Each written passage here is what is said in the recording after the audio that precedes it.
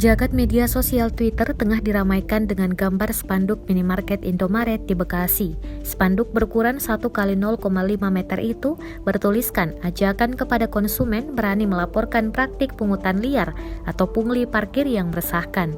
Akun Twitter @rdnadn mengunggah foto spanduk dengan cuitan, "Semoga banyak ditiru diterapkan Indomaret lainnya."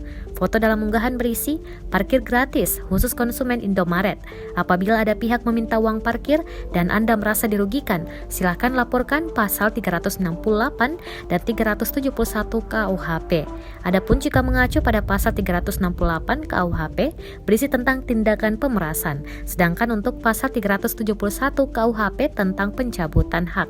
Menanggapi hal itu, Kanit Reskrim Polsek Bekasi Selatan, Ibtu Mastur Situmorang, mengatakan pihaknya belum mengetahui secara detail lokasi Indomaret tersebut.